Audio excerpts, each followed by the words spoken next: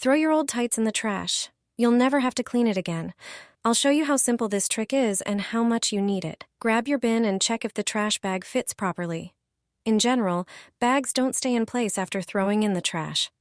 They slip to the bottom, creating a mess with leftover food. To fix this, all you need is a simple knee-high stocking or a pair of old tights. They can be tights that you no longer wear. Take one of these items. First, cut off the top part of the knee-high stocking. Then, make a vertical cut above the toes. Now, you can stretch it out like a large rubber band.